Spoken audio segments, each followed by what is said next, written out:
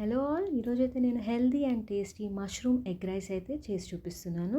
దీనికోసం అయితే నేను ముందుగా mushrooms, green capsicum, red capsicum, పచ్చిమిర్చి, ఆనియన్స్, పుదీనా, అల్లం వెల్లుల్లి పేస్ట్ ఇవన్నీ అయితే రెడీగా పెట్టుకున్నాను.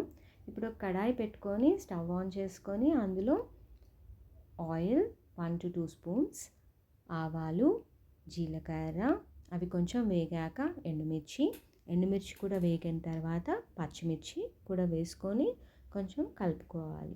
ఇవన్నీ కూడా బాగా వేగిన తర్వాత ఉల్లిపాయలు అయితే ముందుగా కోసి పెట్టుకున్నాం కదండి, అవి అయితే వేసేసుకోండి. అవి కూడా వేసుకొని కలుపుకోవాలి. ఆనియన్స్ అయితే తొందరగా వేగడానికి కొంచెం సాల్ట్ అయితే నేను వేసుకున్నానండి.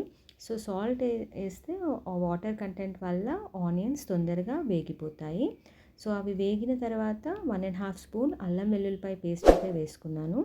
అది కూడా వేసి బాగా కలిపి వేగిన తర్వాత ముందుగా కోసి పెట్టుకున్న క్యాప్సికమ్ ముక్కలు, మష్రూమ్ ముక్కలు అయితే నేను వేసుకున్నాను.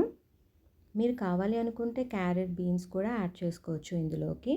బట్ నాకు ఇప్పటికే క్వాంటిటీ కొంచెం ఎక్కువ అయింది అనిపించింది. సో నేను మష్రూమ్స్ ఎక్కువ వేసాను కాబట్టి కొన్ని క్యాప్సికమ్ వేసి బాగా కలుపుకున్నాను. సో ఇవన్నీ కూడా బాగా కొంచెం వేగిన తర్వాత, ఉడికిన తర్వాత మనకైతే తెలుస్తుంది. చూడండి, కింద కొంచెం వాటరిష్గా అనిపిస్తుంది.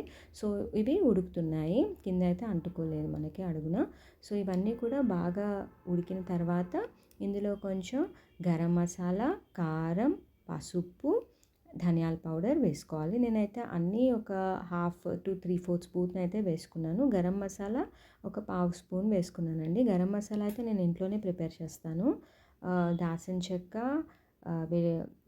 ఇలాయచీ, లవంగాలు వేసి ప్రిపేర్ చేసుకొని స్టోర్ అయితే చేసుకుంటాను ఒక 10-15 డేస్కి యూజ్ అయ్యేటట్టు.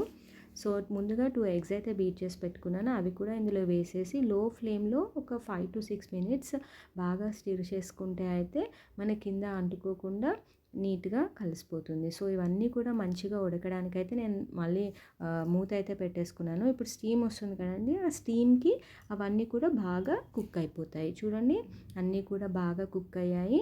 ఎగ్, మష్రూమ్స్, క్యాప్సికమ్ అన్నీ నీట్గా కుక్ అయిపోయినాయి. సో ఇవన్నీ అయినాక నాకైతే ఉప్పు చూస్తే కొంచెం తక్కువైంది అనిపించింది. సో నేను మళ్ళీ కొంచెం ఉప్పు అయితే యాడ్ చేసుకున్నాను. కొంచెం స్పైసీనెస్ కోసం కొంచెం పెప్పర్ కూడా వేసుకున్నాను. నేనైతే ఒక 1/2 స్పూన్ పెప్పర్ వేసానండి. మీరు టేస్ట్కి తగినట్టుగా ఉప్పు, పెప్పర్ కొంచెం వేసుకొని మళ్ళీ కలుపుకోండి. సో ఇవన్నీ అయినాక నేను ముందుగా రైస్ ఉడికించి పెట్టుకున్నాను. అది కూడా ఇందులో వేసేసి స్లో ఫ్లేమ్లోనే ఒక 2 to 3 టైమ్స్ మిక్స్ చేసుకున్నాను. అన్నీ బాగా కింద నుంచి పైకి మిక్స్ చేసుకోవాలి. సో అంతా బాగా మిక్స్ అయిన తర్వాత ఇందులో మనం కొంచెం soya sauce, green chilli sauce, red chilli sauce వేసుకుంటే ఆ చైనీస్ టచ్ అనేది వస్తుంది. సో ఫ్లేవర్ కూడా చాలా ఎన్హాన్స్ అవుతుంది. ఎక్కువగా వేసుకోకండి, అన్నీ కూడా ఒక half spoon, half chilli sauce, half soya sauce, half red chilli sauce వేసుకుంటే సరిపోతుంది. సో ఇవన్నీ వేసుకున్నాక కూడా కొంచెం అటు ఇటుగా తిప్పేసుకున్న తర్వాత మనం పైన అయితే నిమ్మకాయ పిండుకున్నానండి. నేను ఒక హాఫ్ నిమ్మకాయ చెక్క అయితే పిండుకున్నాను.